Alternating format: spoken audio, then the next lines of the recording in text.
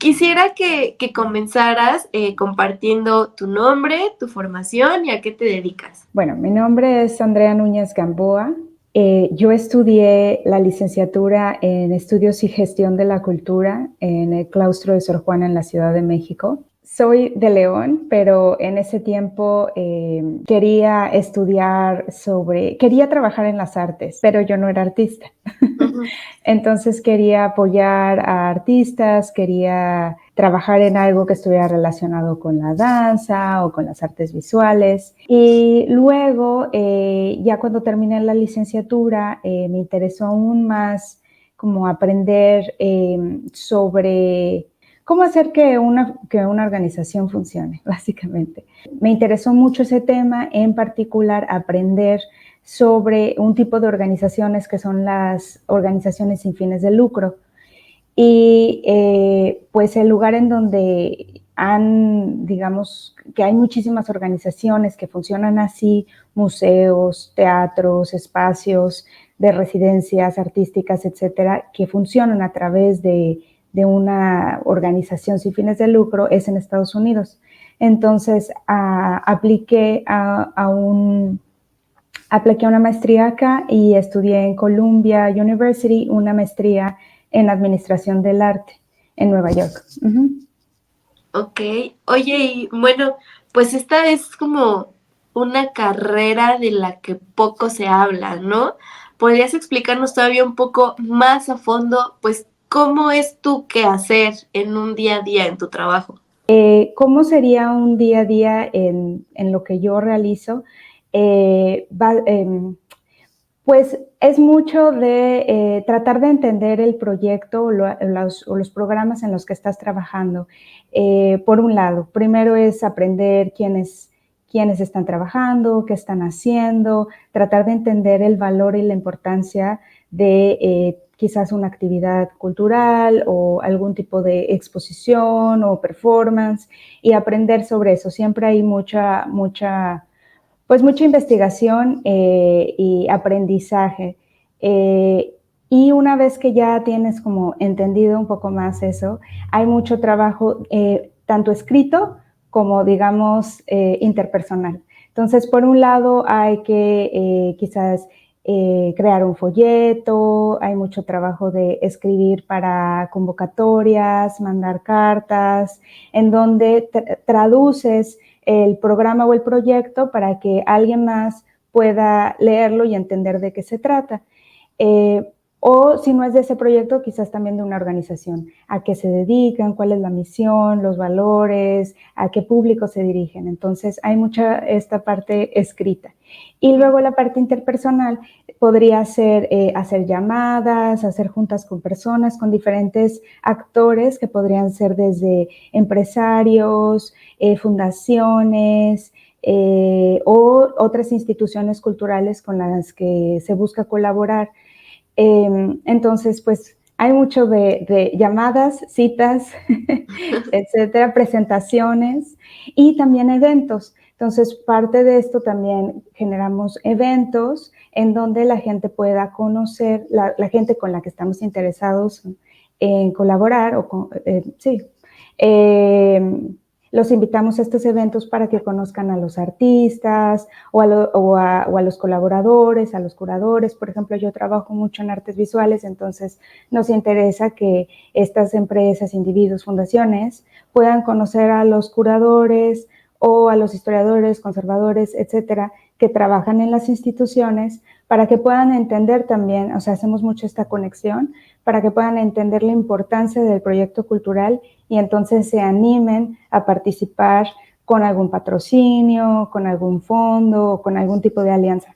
Platícanos de algunas, bueno, con qué artistas o con qué asociaciones has colaborado. Empecé a hacer esto hace un poco más hace como 10 años. Los primeros lugares en donde trabajé fueron en dos organizaciones en Estados Unidos. Una se llama Art21 y es una productora que se encarga de hacer videos y como entrevistas a artistas. y presentan esta información originalmente en televisión pública, pero ahora pues lo hacen en redes sociales. Entonces es una manera de promover el trabajo de artistas contemporáneos. También trabaja en un museo que se llama Whitney Museum of American Art y estuve justo cuando abrieron digamos, el nuevo espacio, estaban en una parte en Nueva York, en un edificio, y luego cambiaron a otro, construyeron el edificio, entonces me tocó ver esa parte de cómo, digamos, la apertura de un nuevo espacio, y estuve trabajando en ese lugar también. Después me regresé a México, y en México estuve en diferentes organizaciones como el Museo de Arte Moderno, que está en Chapultepec, enfrente del Tamayo, y también estuve en el Festival Ambulante de Documentales, que es un festival que va a diferentes lugares de la República. Y también he estado trabajando como maestra en diferentes universidades. Trabajé en el Claustro, en la Ibero Puebla, y he estado haciendo mucho trabajo de capacitación, de educación, de sesiones quizás un poco más colaborativas, en donde podamos trabajar y pensar en cómo acercarnos a diferentes tipos de instituciones, también instituciones públicas, porque la Secretaría de Cultura y otras secretarías e instancias públicas apoyan con fondos a este tipo de proyectos. Entonces, ha sido mucho también la labor de hablar con otros gestores, gestoras, jóvenes que están iniciando su carrera, quieren producir proyectos, pero tienen muchas dudas de cómo acercarse a estas instancias y qué tipo de estrategias pueden hacer. Entonces, también me he dedicado mucho a la parte educativa. Uh-huh. Oye, hace un momento me platicabas que también sientes que pues es una especialización que cada vez se está promoviendo más, ¿no? Digo, Uh-huh. ahorita estás trabajando en Estados Unidos, pero ¿cómo ves el panorama en México de la procuración de fondos? Me parece que antes ya existía, como te digo, siempre ha existido el área de financiamiento, el área de procuración de fondos, y han habido personas a lo largo de la historia, pues, del sector cultural de México, que han sido súper importantes para que se puedan lograr ciertos proyectos. Entonces, no es nada nuevo.